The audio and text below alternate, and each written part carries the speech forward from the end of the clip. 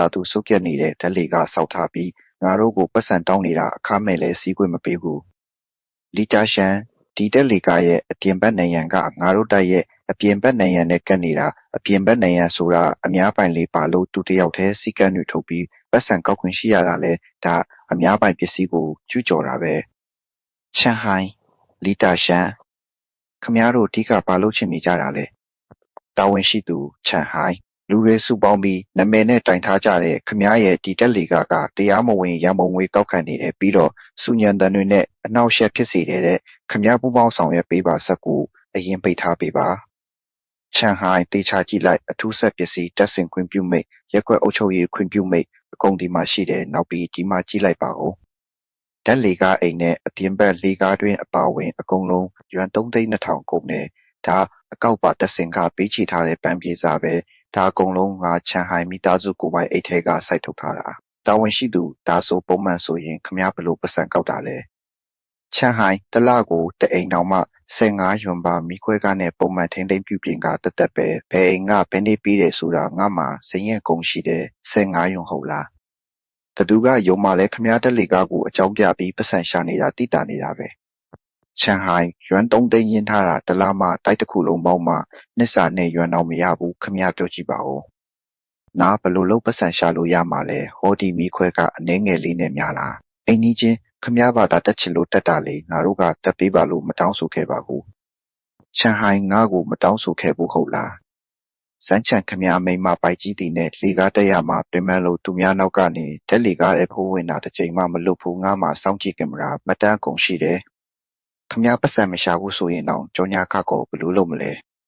ဓာတ်လေကားအပြင်ဘက်နိုင်ငံကဒီလောက်တံပြားကြီးကြီးမားမားကိုအပြင်မှာကြောညာကပ်ဖို့ငှားလို့ရတယ်လို့ရက်ကွက်အုပ်ချုပ်ရေးကပြောတယ်ဒီပတ်စံကိုတိုင်းတစ်ခုလုံးခွဲဝေယူရမယ်အိမ်ကြီးချင်းများဟုတ်တယ်အညီအမျှခွဲရမယ်နိုင်ငံကငါတို့အားလုံးပိုင်တာတာဝန်ရှိသူအားလုံးပဲစိတ်အေးထားကြပါအားလုံးစိတ်တူနေကြပြီးခမည်းတက်လေကားကိုအရင်ခဏပိတ်ထားလိုက်ပါဦးတိုင်မင်းလို့အဖြေတစ်ခုထွက်လာမှပွင့်တာပေါ့ခမည်းမြင်မနက်တိုင်းလေကားမတက်ချင်လို့ငါတကားလာခောက်ပြီးဓာတ်လေကားကလာတောင်းတာမေးသွားပြီလားဒီမှာမှတ်ထားတာ15ယွမ်နဲ့မဟုတ်ဘူးပြီးခဲ့တဲ့လငါရက်နေတုန်းကခမည်းခါစစ်လွယ်တော့ကဘသူကဓာတ်လေကားနဲ့ထမ်းချပေးခဲ့တာလဲ12ရက်နေတုန်းက3လကလူရဲ့ရေခဲတက်တာအပေါ်မရောက်တော့ဘသူဓာတ်လေကားနဲ့တင်ပေးခဲ့တာလဲငါတို့မင်းစီးမထားတာတကယ်တော့ပါတယ်ဒါပေမဲ့လီကပြောတာလဲဟုတ်နေတာပဲကြောင်ညာကသာညီမြခွဲရင်နှစ်ကုန်ရင်တအိမ်ကိုရွှင်ရကနန်းလောက်ရမှာလေဒါဆိုခမည်းတို့ရဲ့အတိတရားကရွှင်ရကနန်းလောက်ပဲတန်တာလား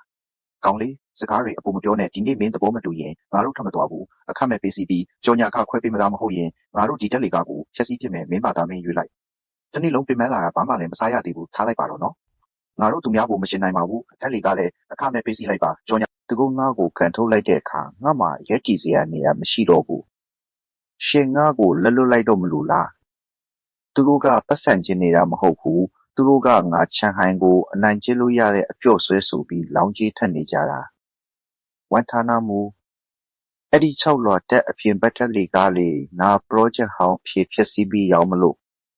ချန်စရာခမည်းနောက်နေတာမလားအဲ့ဒါအတစ်ဆက်ဆက်တက်ဆင်ထားတာလေချန်ဟိုင်ငါနောက်နေတာမဟုတ်ဘူးယွမ်3သိန်းတန်ပစ္စည်းတွေမော်ဒါလမ်းကြောင်းနဲ့တမန်နီဆောက်လုပ်ရေးပေါင်းပါဝင်အစုံလိုက်ပဲအပြင်မှာပစ္စည်းဟောင်းနဲ့ဖြက်စီးစရာပစ္စည်းဖြစ်ရောင်းရင်ဘယ်လောက်ရလဲပစ္စည်းဟောင်းတွေကတန်ကြီးမရှိပါဘူးတန်မိုးလျှော့တာများတယ်အလွန်ဆုံးယွမ်9,000ပေါ့အမှန်တိုင်းပြောရရင်ယွမ်8,000ပေးမယ်ဒါပေမဲ့ငါလူတွေကိုညာတွင်းချင်းလာဖြုတ်ခိုင်းရမယ်ယွမ်8,000မလိုပါဘူးယွမ်9,000ပဲယွမ်9,000ဟုတ်လားစီကန်းချက်ကပါလဲ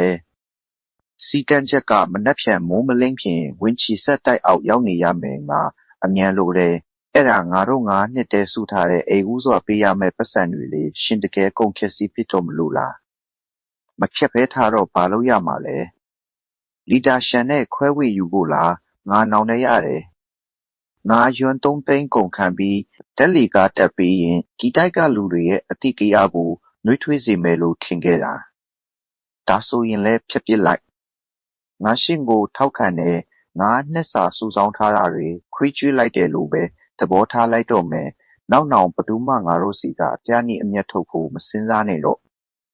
့ငါဒူချန်ဒီလောက်စောစောကြီးပါလားဒီတက်လေကားကတကယ်ကောင်းတာပဲဒီအပိုင်းငါတို့တိုက်မှာတော့တကယ်မျက်နှာပွင့်တာပဲချန်ဟိုင်